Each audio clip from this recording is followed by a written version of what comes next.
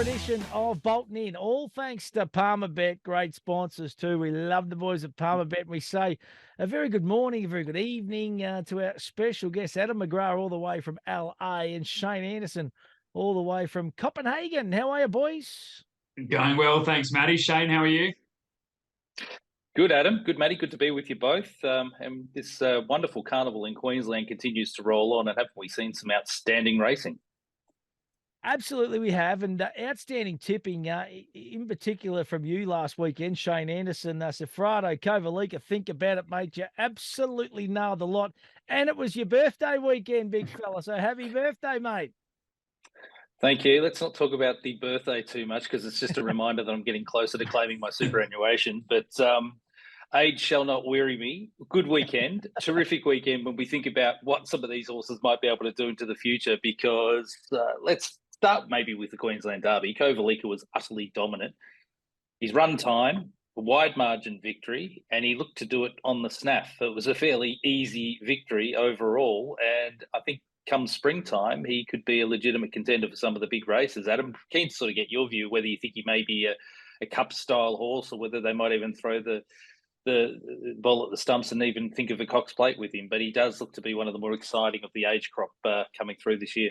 Yeah, well, we talked about it last week, didn't we? And I said, look, my small concern was that 1 week backup, but you never doubt Chris Waller, he knows what horses deserve to play with the big boys. And I think with that mentality, how they went to the Doomben Cup, did the week backup, I think we may see him in some of the bigger races that you mentioned. And they may throw the stumps down in spring and have a good crack at some of those races, knowing they've got a horse that's performed well against the older horses, has shown it can back up, can show it's tough, has a good turn of foot. As you said, the margins got quite big. I know it was only a 2-length win, but then it was 4 lengths back to third, 7 lengths back to fifth. So it was really dominant. So I expect to see this horse later on in the year play a big part from what we've seen so far. What about the ride too, boys? Let's not underplay that. J-Mac, he's an absolute superstar of the sport. We know that, but he cops his fair bit of criticism along the way too at stages. But that was just an absolute beauty, was he? He knew he obviously had plenty of horse underneath him, but could not have nailed that any better, could he? Yeah, he's a great rider. I think you touched on a good point. I think J-Mac gets more right than he ever gets wrong. But when he knows he's on a horse that is ability-wise probably the best horse in the race, he rides with a bit of arrogance, a bit of confidence, and he usually can get a result out of that. And I just thought he took that race by the scruff of the neck at the right time. At one stage, I thought Kovalika was probably going to go on and win by 6 or 7 lengths. He just looked that sort of, have that much above his rivals, but he's down a little bit over the concluding stages, margin only 2 lengths on the line. But what impressed me the most was it was a solidly run derby. I love it when you get those staying races or middle distance races that are truly run, because you end up seeing the good ones keep going strongly at the end of the race and the others sort of drop right out. So it gives you a fairly good idea of what's going to come into the future. He's a horse that absorbs pressure, as Adam touched on. He's got the ability to back up. We saw that off that 1 week backup. But there's just so much to like about him, and he looks physically like 6 months' time, 12 months' time, he should be even a bigger, stronger specimen. It was very much like his sire, who only got better. He was a very good 2-3-year-old, but became a superstar at 4. Right, I'm going to ask you both, which race should he target? Starting with you, Ads. What do you reckon? Oh, world's his oyster at the moment. I think he can go for absolutely anything they want. If they want to go a Cox Plate, they can do anything. I think they've got a serious animal. I think they really want to test his depth now with that week backup. And I think Chris Waller probably got the answer he knew he was going to get. So I would think they would have already sat down, started mapping out that plan. And I'd be very surprised if we don't see him going for the all-in-all trying to take a grand final type of win. Shane? Yeah, I'm much the same, Matty. I think he looks a really, really good Caulfield Cup Cox Plate horse. But at this stage, if he was mine, I'd be thinking, why not have a go at the Cox Plate? Because outside of him, what have we got in Australia in that sort of middle distance range that looks like it's a superstar? Anamo's now retired, who's the defending champion. A lot of the other high quality horses are very much in the sprinter division. So he'll only be needing to stand up against whatever comes from the international brigade. So for my eye, I think Cox Plate could be a really good option for him come spring. It's going to be interesting, and the best trainer in the business too, Chris Waller. He certainly knows how to place his horses, that is for sure. And you probably have a few little sleepless nights, probably thinking and mapping out which direction he wants to go. Hey, Think About It was very, very impressive as well. Now the favourite, obviously, for the Stradbroke. Do you think the horse has his name written all over that trophy, or what are you thinking, guys? Are we thinking it's a little bit more open than that, the Stradbroke? To my eye, I think he's a worthy favourite. I'm big on barriers when it comes to a race like the Stradbroke because it's always a capacity field, usually runs strongly. So don't get me wrong, I think most horses always get their chance, but I just want to see where he'd end up in the draw to say whether I think he's a good thing. But based on what we saw with his win in the Kingsford Smith, he's still well and truly on the up. There's so much to like about him. As I mentioned in our conversation, our preview last week, to my eye, I think he should be unbeaten. He just is an excitement machine. And Adam, I love the way that he really put himself bang where he needed to be at the right time from a midfield run the other day, then went on with it. And he was fairly soft on the line. Converge is a good horse, a proven Group 1 horse. He had a really good performance, I thought, in the Kingsford Smith off the inside barrier and gave Think About It a big race. But Think About It was just too good. And yeah, he's the worthy favourite for mine for the Stradbroke. Yeah, it was a good ride by Sammy Clibberton, wasn't it? And I was impressed with Converge. I know you had it as your value runner as well, Shane. I really struggled to sort of put it in the top three, but it was a strong performance, and they've got that horse ticking over really nicely as well. So they can pick up some races up there in Queensland, travel with this horse as well, and have a bit of a luck, knowing that he can handle all the conditions as well. Hey, I'm still picking myself up from Yellow Brick. It was a big beat last week, boys, to be honest. And I think they're going to head still Stradbroke path as well. So it might be the value runner too, because I reckon that horse got a heap of ability. He's always going to be though that get back. Going to need a lot of luck, bit of pace on in a race, all that kind of stuff. But gee whiz, he was a bit stiff on the weekend, and it adds your horse Super Session over in Belmont Race 2 on the weekend, mate. It got warm late too. It was a bit of a sick watch as well, buddy. Yeah, exactly right. Returning from a layoff, probably just needed that run a little bit, so we'll continue to follow it, but hopefully we can find a few more later on in the episode. Yeah, absolutely. Well, let's have a look. Only one Group 1 this weekend, and it is the Queensland Oaks. And the market has fibre, all thanks to Palmerbet at $3.50, Renaissance Woman at $6.50, Affaire de Savoir at $6.50, Secure Girl at $12, So Dazzling at $14, Cheval d'Or at $16, Amacura at $17, and Presinia March at $18. I'll start with you, Adam McGrath. What's your thoughts on the Queensland Oaks? Interesting race. Conditions playing a big part. If it was soft five on I could play Fireburn, but I think on the good track, I'm happy to go with the Renaissance Woman to turn the tables here on Fireburn. I like that this horse has had the 3 runs, 1400, 18, up to 2000, draws 6 compared to Fireburn drawing 16. Has already been a winner of 3 from 11. Like the way that it attacks the line. I think on a good forward track, or at least a better version of a soft 5, I think Renaissance Woman's going to be the horse to beat in this race. Now you're getting nice prices. My value runner, I'm happy to go with number 16, Yankee Hustle.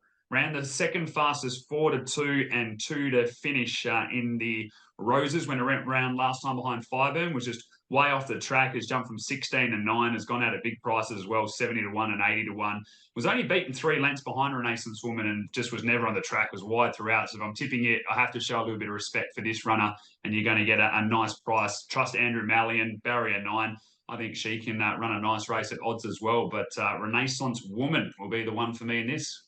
Shano, what about you, buddy? Yeah, I'm fascinated by this race. Like, I really like it. I've come up with my sort of best and value bets at both big prices for a couple of reasons, but principally, like Adam said, I like the fact we're going to be back on top of the ground here. I think it will be a really strongly run Oaks because we've got a lot of pace drawn out wide. A filly that I've got a bit of time for in Sakura Girl, who I tipped last time out. I expect her to go forward from the outside gate. That's not sort of normally her racing pattern, and it's only going to be a fairly sharp run to the winning post the first time. I've settled on number 17 Amacura as my best at a big price. I think from memory we are at around that sort of $17 mark. I really like this filly.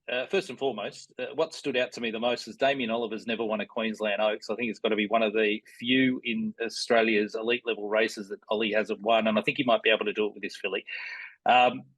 She's promising. She broke a maiden with ridiculous ease over 1,850 metres at Newcastle 2 starts ago. That was on April 22. It was a massive margin victory. I love the style of that win. And the more I've watched it, the more impressed I've got. And I'll admit I had a bit on her when she won at the Sunshine Coast over 800 metres Class 1 last start. She was dominant again.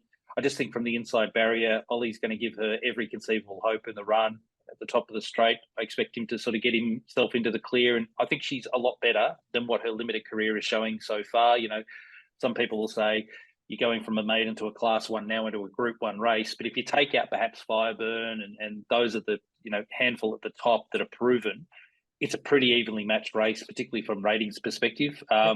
So I think she could be above average, and I'm happy to chance her at $18. Number 17, Amakura.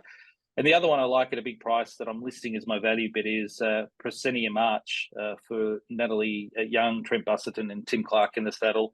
Again, she's drawn quite well. I thought Stable's going well at the moment, yeah, aren't they are great trainers, and I actually love them with their 3-year-old staying horses. They tend to get their horses to go really well in these big races. I thought she was tough on speed, went 5th in the Australian Oaks at Morfordville, and then she was super last start off a wide run, went a strong 4th in the Roses. She's got tactical versatility. She's tough. So her at, I think, around that sort of $19, maybe $20 mark, she's worthy of an each way bet. So I'm throwing 2 at each way in the Oaks. Amakura is my preferred option at a big price. I also like Presenia March. I'm just willing to steer away from some of the favourite runners. I'm just trying to map the race from the draw. I just think it could be a little problematic for them. So, I'm going for a wide sort of odds, ideally Quinella, but we'll see how we go. It could be an upset result in the Oaks.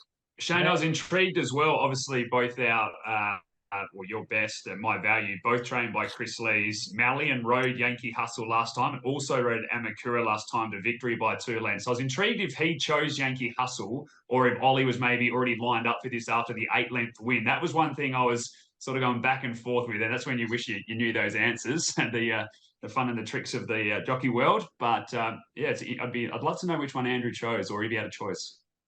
Yeah, it's a good point, and I'll just make it clear. I toyed with Yankee Hustle as my value bet there for a while. I was almost going to go for the Chris Lees too as my selections. I'm not thinking one way or the other. I think Andrew's built a good association with the Lee stable, and as you said, he's been on these fillies. I thought she was really good last start in a traditionally stronger race, a lead up race, the Roses, and she ran really well. So I think Andrew's sticking with her. I know that Damien rode Lucia Valentina for the Lee stable, had great success on that filly for mare at the time. So there's good association with both jockeys in the stable. But for mine, I just think from the inside barrier, Amakura, it's just going to get a really soft run. And in what should be a strongly run race, I think that could help. So that's the reason I went that way more so. But I think your value pick's going to go enormously well at a big price. Love it. And by the sounds of it, value is the key in the Queensland Oaks for 2023. Hey, what else around the country have we got, legends? I'll go back to you, Ad. You've been in pretty good nick, mate, a little bit stiff, as I touched on before last week. What else you found for us? Yeah, well, look, WA got a long weekend, so get your sleeping bags ready. You thought normally it's late. I've got a tip for you on Monday as well. Saturday, it's going to be race number 1. We're going to stay with the 2-year-old William Pike and Luke Fernie. We'll combine with number 3, Dreamers Never Die. I think that horse will go very well again. He actually had a couple of winners in that race. He's elected to stay with his filly, and she looked pretty handy. So happy to stay with Dreamers Never Die. And then on Monday, race number 8, number 13, Ablo, the horse that we won on 2 weeks ago. Drawn barrier 19 again. We know that's perfect. The horse loves being out wide. I think they can run on and take out the WA Cup. So we'll be cheering for him on Monday afternoon. Gee, it could not have been any more impressive last start, that horse too. As you know, to get back charge home horse, you need a bit of luck. It's got above average ability. Love it, mate. Shane, what about you, buddy? Mate, I'm staying in Queensland, and the main reason being, I'm expecting us to get a really, fairly firm track, a good 4 at worst, probably at Eagle Farm, and I like betting on that sort of surface more than anything else. So in race number 6 on the card, which is the Spear Chief Handicap, I like number 3, Military Expert from Annabelle Neesham's stable. James McDonald taking the ride. Solid 3rd in the Coast at Gosford last start, went 2nd up, so strips 5th now Was Group 1 placed in the spring when third in the Toorak handicap. I think it'll settle handy to the speed from barrier number 4 and really does look the winner for mine. Ideally, we'll get sort of $3.50 or bigger. And I'm also keen in race number 7 at Eagle Farm, which is the Moreton Cup. Big fan of the Hawke stable, have been for many years, and I think they might be able to get a bit of an upset result here with Clemenceau, number 11, Ryan Maloney in the saddle. It's got a good barrier. Ran well, win a well-back favourite. Touch unlucky for 4th in the takeover target behind Think About It last start. The run prior was very strong when narrowly beaten in the Star Kingdom Stakes. And I think at the each way at around that sort of $9, ideally $10 mark, Clemenceau is going to go enormously well in the Moreton Cup. So sticking with Eagle Farm, but really looking forward to the weekend of racing. And I'm heading over to London to actually head to the Derby at Epsom this weekend for the first time. So I'm looking forward to that. Don't rub it in, mate. All right, just a little, it's probably only a little 20-minute plane ride from where you guys are to over there. You just connect there. Yeah. It's so simple. Hey, I wish it was. You go. I wish it was that simple. I was going to say, if you're saying it's a 20-minute plane ride, it's usually an hour and a half to 2 hours in security trying to get through. I'm going against you in race 7. There's a horse called Quantico from the O'Shea yard. J Mac in the saddle. 2 from 4 second up, 7 from 15, 1 from 1 at the track. I reckon this horse is an absolute Monty on Saturday. I don't like. I didn't use the moral word. I just said Monty, boys. I'll go with the moral word. And I do one at Flemington too. An interesting runner, Rick McIntosh, the famous race caller, has got a share in this horse. It's a young horse with Paul Prushka. He doesn't race a lot of 2-year-olds, Paulie Prushka. This horse won really well on debut at Ballarat, called Step Hardy, race 1, number 4. And I think it's got a bit of ability, and I think that the team really like it. So I think it's about $4.50 or something. So I'm going to play around that way. We might have a little side bet, me and you, Shane, race 7 at Eagle Farm on the weekend. Hey, you enjoy the Derby, and don't forget, of course, Royal Ascot. We're only 3 weeks away. That is going to be exciting. You're getting across to that, Shane, and ads. Are you boys at any stage looking to get over there? I don't travel as much as Shane. So I've been lucky enough to head to many Royal Ascot meetings over my career, and yes, I'll be in town for that one. So looking forward to it. But the Derby's the one I've always wanted to get to, and finally everything's aligned this year that I can be there for it. So looking forward to it. That is sensational. Great stuff. All thanks to Palmerbet, of course. Download the Palmerbet app. Really easy app to navigate and get around. But as we always say, do it in a responsible manner and remember what you're actually gambling with. Go to the helpline to find out more, or the number, of course, on our screen. Shane, ads, always a pleasure. Been tipping the house down, both of you blokes, over the last 4 or 5 weeks. Let's hope it continues this weekend, and fingers crossed we have a wonderful weekend of racing. Thanks, Matty. Thanks, Shane. See you guys.